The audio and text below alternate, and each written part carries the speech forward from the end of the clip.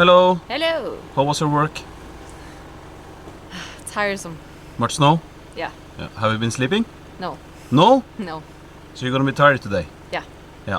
I haven't slept since last night. You know, when I was checking out the car last night, Yeah. the battery was dead. No. So I need to go in and check the battery and maybe take the alternator from the GT86 if that's broken. Well, let's see then. Yeah, let's go inside. It's 100% recovery. To put it back in the car.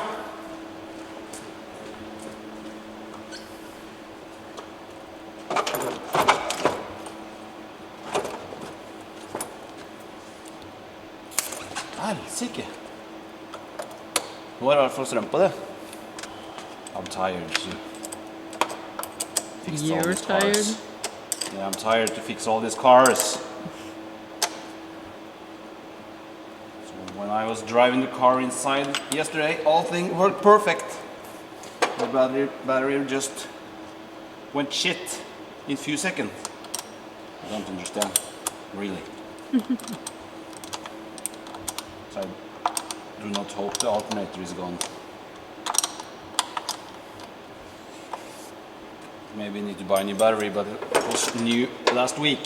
So today we hope gonna be a great day with a lot of driving, a lot of people, eating hot dogs. Torbjörn is doing excellent job with the track. You gonna drive today or are you tired? Probably not. I'm a bit too tired, I think, to control the car. I'll do some ride-alongs instead. Okay. Okay, so let's see. Car will start. Really? No, is this battery dead? And this thing. Oh. Why don't you just try?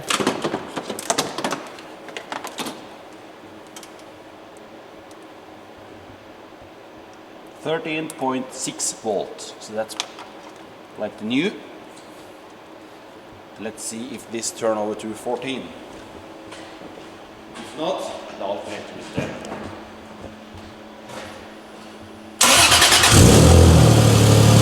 What the hell?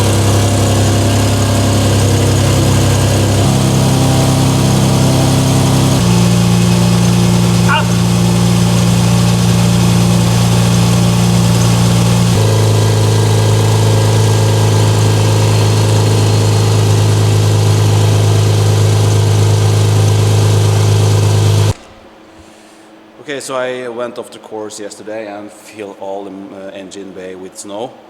So I think that's the reason why the alternator is broken. But luckily we have a new one in the GT86, so this is going to be the spare part car for today.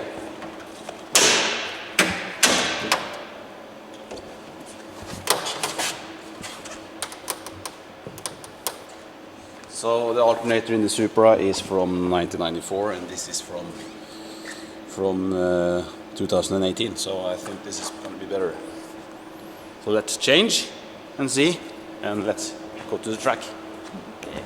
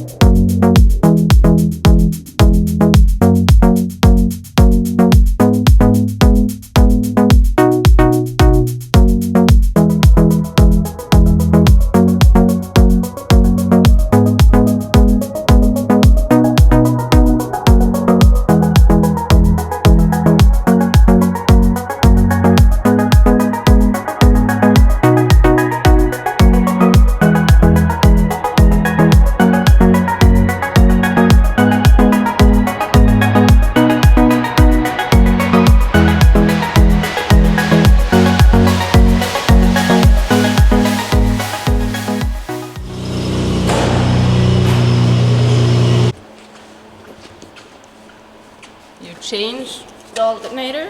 Yeah, I'm done. You just have to fire it up and see if it's charging.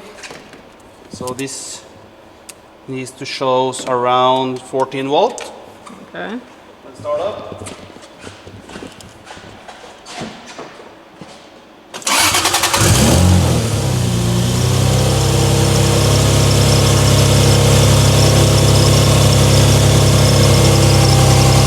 Oh yeah! It's ready. Now it's time to go. Let's go. So we're back here in ice track in Sweden. So I see some of the guys are stuck in the snow. So Torbjørn is out and trying to dig him out. So let's take off the Supra and see. You ready? Yeah. Yeah.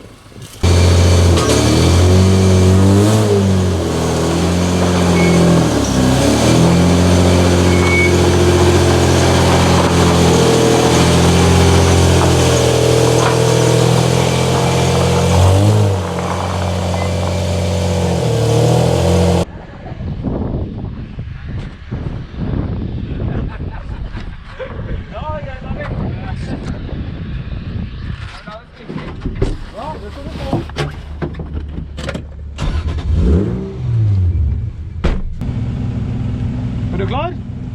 Jeg er klar, vet du.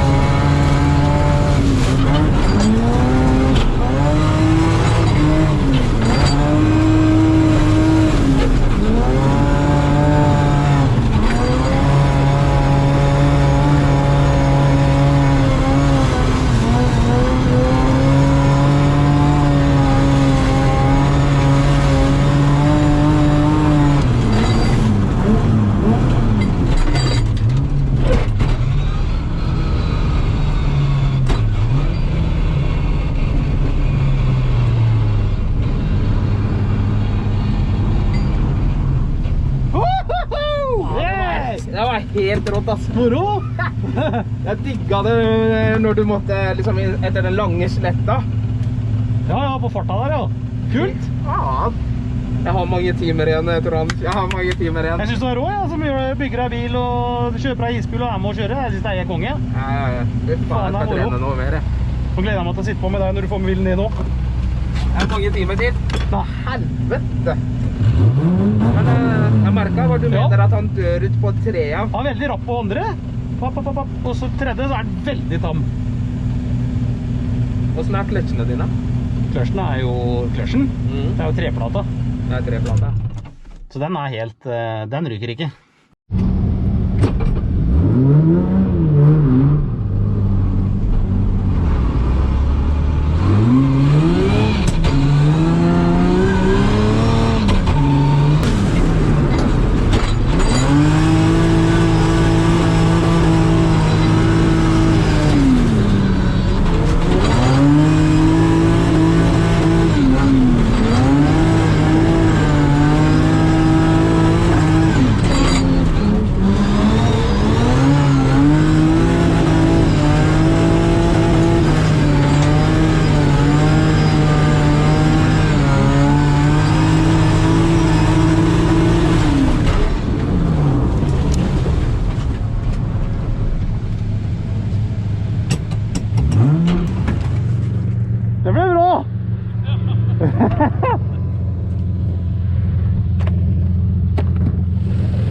Helvete dritt.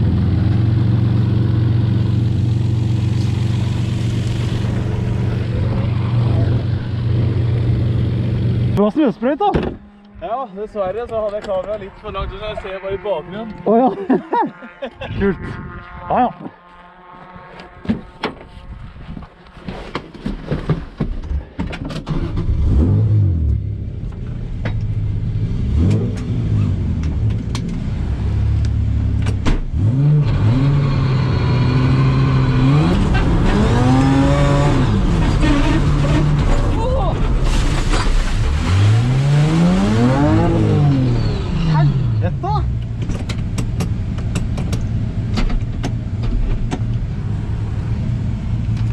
Hva er det som skjer her nå?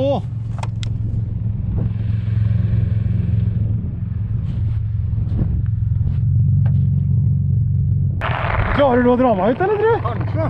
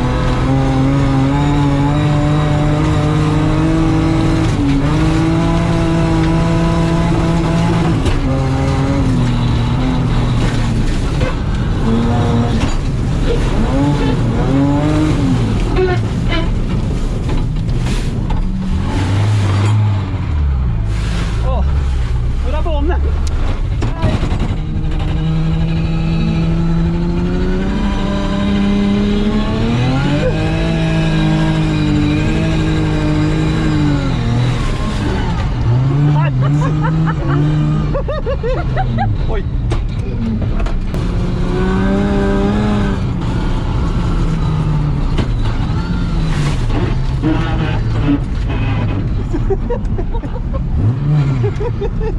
Helvete også.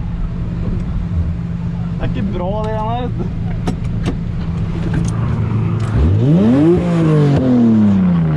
Hva er det som skjer her da? Hva sa du? Jeg så ikke at du stoppet. Å nei. Fy faen. Det er helt...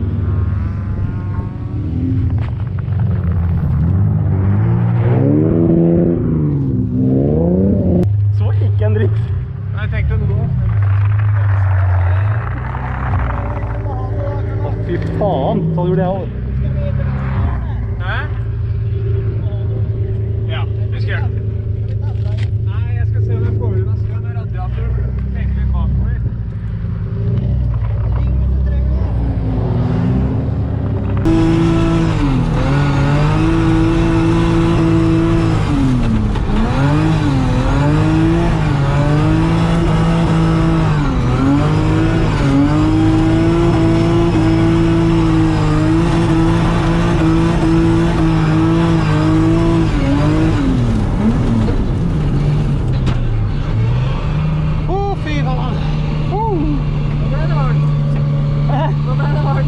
veldig varmt.